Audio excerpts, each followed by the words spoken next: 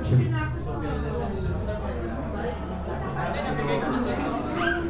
Beverly, dito naman sila Beverly.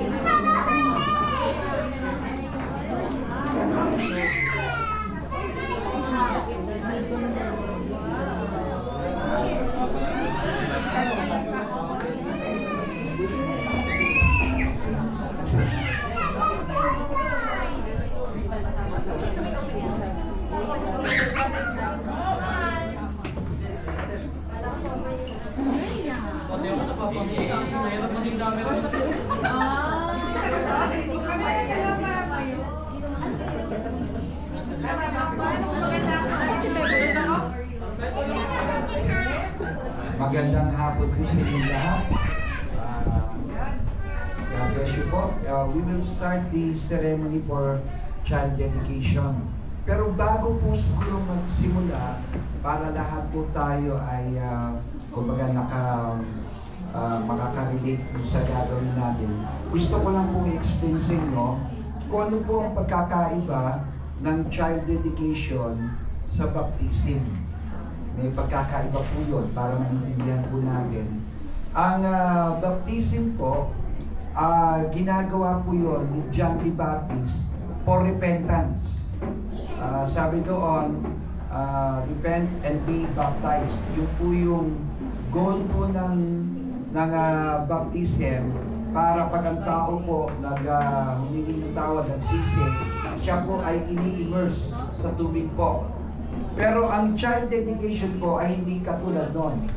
Now, ang bata po, hindi pa pwedeng magsisi ng kasalanan. Tama po ba yun? Hindi pa. Although meron po silang tinatawag natin inherited sin, but they have no knowledge about that sin. Kailangan ko lang pong i-clarify po yun. Now, ang tawag po sa mga tao na walang alam sa kasalanan, kahit sila po ay merong minanang kasalanan, ang tawag pa rin po sa kanila, innocent. Tama po ba yun? Pero, pag tayo po ay malaki na at meron na po tayong pangunawa sa ginagawa natin sa buhay natin, we may not understand sin, but we know what is sin about. Parang ganito po yan. Meron kang minanang kasalanan, pero meron ka na ngayon tinatawag nating responsibility sa minana. Pag ang bata po, minana niya yung diabetes ng kanyang tatay, yung asthma, o any ailment. Ang bata po, hindi niya kasalanan na minana niya yung sakit rin. Tama po ba yun? So yung bata po, in that fragile moment, inaalagaan ng magulang. Pero once ng bata po lumaki at naintindihan niya ang kanyang kondisyon bilang may diabetes at ginagawa niya yung bawal, nakuha niyo po ba yun? Alam niya na at ginagawa niya bawal, ang tawag na po doon, meron na siyang responsibilidad sa kanyang kondisyon. Amen? He is no longer innocent. Pwede po niyang i-ignore yung kanyang sitwasyon, pero it will continue to affect his life. At siya na po ang may kasalanan nun. So ang tawag na po doon, may mga pwede po tayong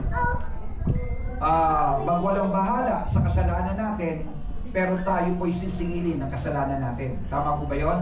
So, sabi po sa batas ng tao, ignorance of the law exempts no one. Tama po ba yun? So, kaya humingi ka ng tawad o hindi sa Diyos, pagdating po ng Judgment Day, we will be accountable. So, ignorance of the law is no excuses no one. Amen? So, ang bata po, kahit may minanang kasalanan, hindi po huhusgahan ng Panginoon. Amen? Kasi kaya po binabaptize minsan ang bata, ang nasa isip po kasi nila, pag namatay daw ang bata at hindi na-baptize, pwede daw mapunta sa limbo. Alam niyo yung limbo? Parang McDonald's float, nagpo-floating daw ang kaluluwa. Hindi po totoo yun. Walang basihan sa Biblia nun. The second reason din, bakit daw nila binabaptize ang bata, kasi baka pag namatay, maging anak ni Janice. Ewan ko kung alam po ninyo yun. Oo, nagiging tiyanak daw. Again, hindi rin po totoo yun. Walang biblical basis nun. Amen? So, ang ginagawa po natin bilang mga mananampalataya ng Panginoon, ating po ginagaya ang buhay ni Kristo. Si Kristo po, hindi po binaptized ng baby. He was not baptized when he was a baby. Nung 30 years old na siya, tsaka siya binaptize ni John the Baptist. Now, ang ginawa po kay Kristo, nung siya po ay baby pa lang, he was dedicated to the Lord. He was presented in the temple po. At ito po yung basihan ng ating pong gagawin sa Luke chapter 2 verse 22. Pakibasa. So sabihin, Pastor. When the time came for the purification rites required by the law of Moses, Joseph and Mary took him to Jerusalem to present him to the Lord. So, Joseph and Mary, the parent of Jesus Christ, brought him to the temple and presented him, dedicated him to God. Nakuha po natin. So yun po ang ginagawa sa baby. Ang ginagawa po sa baby, dinidedicate. Ngayon, hindi po, porket po merong inherited sin, ang Panginoon, brutal na kapag namatay ang bata, puntang impyerno, hindi po totoo yun. As a matter of fact, nakalagay po sa Matthew 18, doon po sa first verse po hanggang 2, nagtalo-talo mga disciples, ang sabi ng mga disciples, sino daw ang dakila? Who is the greatest in the kingdom of God? Yan ang ginawa ni Kristo, kumuha ng bata, inilagay sa harapan nila, at sabi ng Panginoon, unless you become like little children, you cannot enter the kingdom of God. Nakuha niyo po yun? Now, in-emphasize pa po niya yung concept na yon sa susunod na chapter. Chapter 19 po ng Matthew, verse 14. Nung nagpipreach si Jesus Christ, may mga batang pupunta sa kanya, tumatakbo. Ang ginawa ng mga disciples, hinarangan. Tapos sabi ni Jesus Christ, do not prevent the children to come unto me, for theirs is the kingdom of heaven. So, dito po, in-emphasize na ang mga bata po, hanggang sila inosente, kung sakali mang bigla po sila mamatay, they go straight to the kingdom of God. Because theirs is the kingdom of heaven.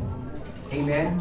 Pero pag ikaw ay lumalaki na nagkakaroon ka ng volitional understanding ng sarili mo, ng mga paligid natin, ng conscience mo, then we become accountable. That's when we repent, we go to water baptism. Amen po? So yun po ang gagawin natin ngayon kay Amiel John Iowan, yun ang gagawin natin sa kanya. We will dedicate the child. And of course, siyempre, hindi lang natin siya ipe-present sa Panginoon, even the parents, si 30 at saka si Joy, alam mo naman, Lord, bigay ko yung bata, bahala ka na. Hindi. Kasi pinagkatiwala yun kay 30 at saka kay Joy. So, sa gagawin po natin ngayon, we will dedicate Amiel Iowan, no? Iowan, ano? So, start na po tayo. We will start with the prayer. Tayo po tayong lahat. Let's pray po. Father, we just magnify your holy name for this blessed day that you provided for us to dedicate to you, Amiel Iowan. We ask that your presence move in the midst of us and surround us with your angels to protect us from any disturbances of the enemy. Let this ceremony pleases you to the point that you would open the windows of heaven and pour upon 30 and Joy the blessing that they need to rear Amiel to become the person you want him to be, O Lord. We ask, Lord, that as we continue with this ceremony, you would let your Spirit minister also to us. Do not let only the family be blessed, but also all who participate in this ceremony, that they will have a realization that everything we do when we give it to you and glorify your name, you would just also bless each and every one who are here. Father, let your name be glorified. This we pray in Jesus' name. Amen. Maupo na ho tayo.